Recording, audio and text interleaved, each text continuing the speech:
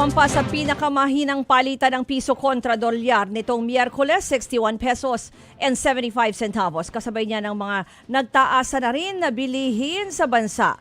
Kaya po ang nakatakdang aumento sa sahod hindi na raw sapat para sa minimum wage earners. Narito po ang report ni Juan Gualvez.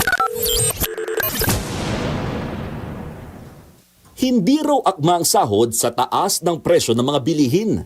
Damang-damayan ng maraming Pilipino, kabilang ng service crew na si RL Bocarile. Minimum wage earner siya sa isang kainan sa Maynila. Ang arawang sahod niya, pinagkakasya para pambayad sa boarding house, pagkain at padala pa sa pamilya sa probinsya. Dalawa kasi ang pinapaaral niyang kapatid. Napupunta pa rin naman din sa mga expenses. Parang wala naman ako natatabi pa rin sa akin. Kaya malaking tulong sana ang 85 pesos na dagdag sahod. Pero may pangamba si RL. Baka naman doong madaragdag na sweldo, mabawi rin ng pagtaas naman ng presyo ng mga bilihin. Lahat na ng ano ngayon, mahal na. Mamahalan ng mga bigas, mga bilihin. Mas lalo pa ngayon lumalaki yung bayad ng tubig, kuryente. Simula July 25, ipatutupad na ang unang 60 pesos na wage increase sa Metro Manila. Susundan ito ng 25 pesos sa Enero ng susunod na taon. Pero ayon sa Foundation for Economic Freedom, posibleng magkaroon ng tinatawag na wage price spiral.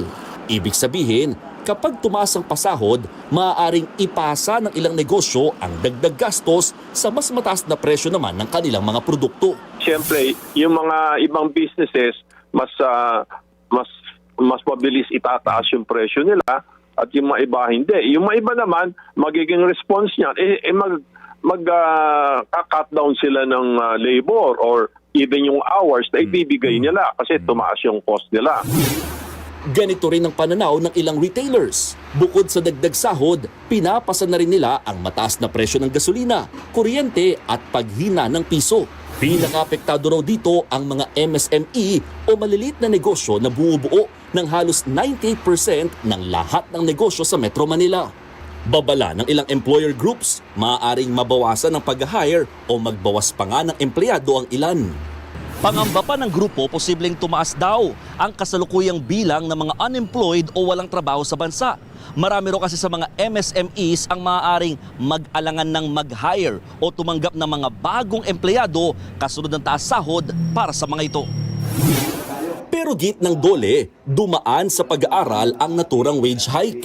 Yung adjustment sangayon sa real wages na reflective naman doon sa halaga ng piso at sa pangangailangan ng ating manggagawa na magkaroon ng sasaligang batas ng nakalagay yung disenteng pamumuhay na may dignidad.